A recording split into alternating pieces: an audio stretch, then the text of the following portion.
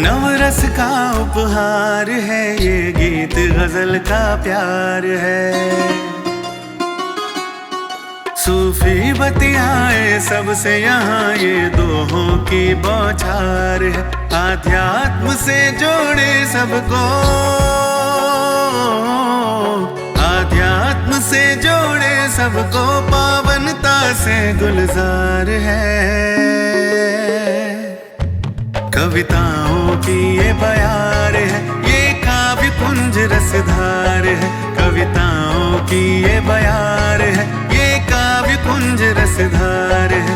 ये गीत गजल का प्यार है, ये काव्य कुंज रसधार है। पावनता से गुलजार है, ये काव्य कुंज रसधार है। नमस्कार, काव्य कुंज के इस एपिसोड में मैं कवि राजीव शर्मा आप सभी का हार्दिक स्वागत करता हूँ। खुशी ऐसा इत्र है, इसे हम जितना दूसरों को लगाते हैं हमारी उंगलियां स्वतः ही उतनी महकने लगती है। खुश कैसे रहा जाए, इस बात को गीतों में, गज़लों में, शेरों में भी बताया जा सकता है। और शायरी क्या है? दिली जज्बात का इजहार है। दिल अगर बेकार है तो शायरी बेकार है। जालंधर से हमारे बीच निधि जी पधारी हुई हैं। निधि जी हमारे सेगमेंट महक शायरी के अंतर्गत अपनी बात रखने जा रही है।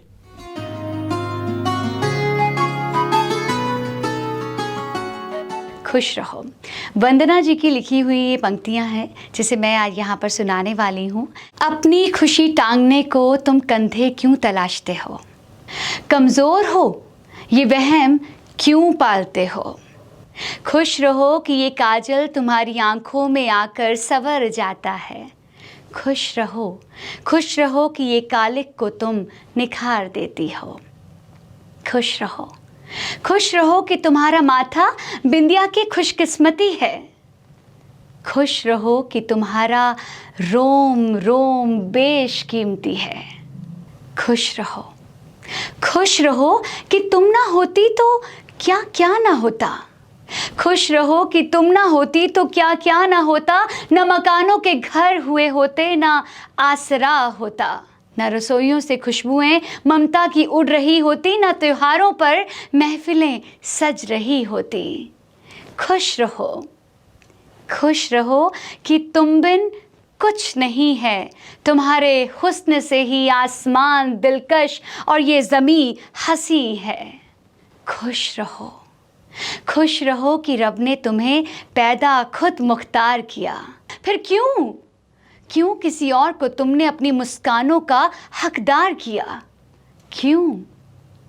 खुश रहो कि तुम जान लो तुम क्या हो। चांद, सूरज, हरियाली, हवा हो।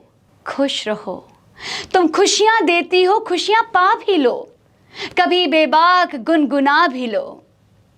खुश रहो, अपनी मुस्कुराहटों के फूलों को अपने संघर्ष की मिट्टी से खिलने दो। अपने पंखों की ताकत को नया आसमान मिलने दो। खुश रहो, और हाँ, मत ढूंढो कंधे के सहारे सरक जाया करते हैं। अपनी खुशी टांगने को तुम कंधे क्यों तलाशती हो, कमज़ोर हो ये वहम क्यों पालती हो। अपनी खुशी टांगने को तुम कंधे क्यों तलाशती हो। तो निधि जी बता रही थी कि सबसे बड़ी निधि खुश रहने की कला को कैसे पाया जा सकता है। आइए अब हम चलते हैं हमारे दूसरे सेगमेंट में, जिसका शीर्षक है काव्य पंखुरी। काव्य पंखुरी में आपके समक्ष सुमित जी उपस्थित हो रहे हैं।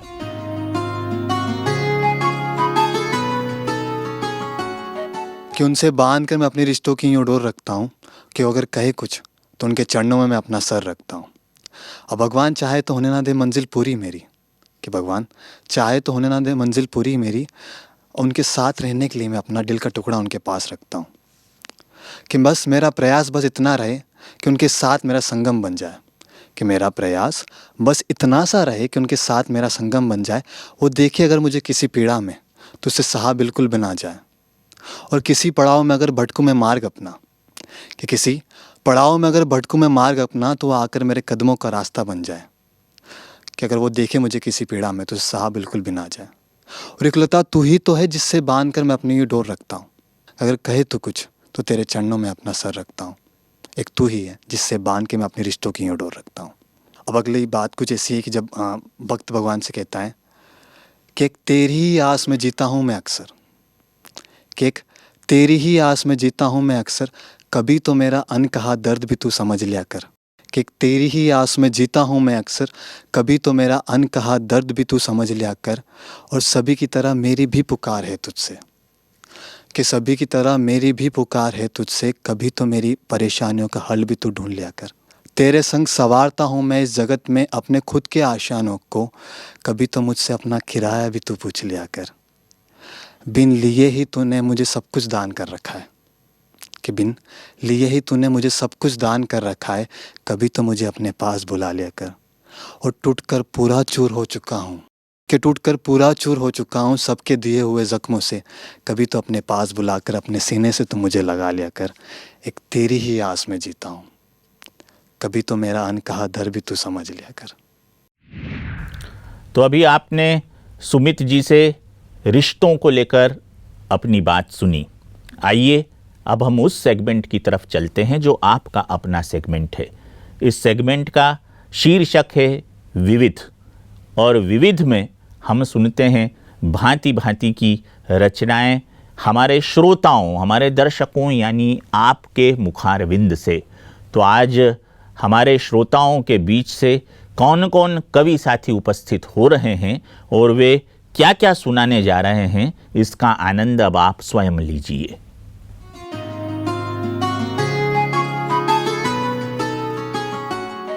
जन्म जन्म से कर रहे जिस प्रभु का इंतजार, वही पिता परमात्मा आए तेरे द्वार। प्रभु आ गए धरा पर सुनो साथियों, फिर न कहना कि हमको बताया नहीं। है अवसर यही मिल लो भगवान से, फिर न कहना कि हमको मिलाया नहीं। सुना होगा तुमने इसी देश में, प्रभु आएंगे एक दिन मनुष्य भेष में। प्रभु आ गए मगर पहचानो उन्हें, फिर न कहना कि हमको बताया नहीं।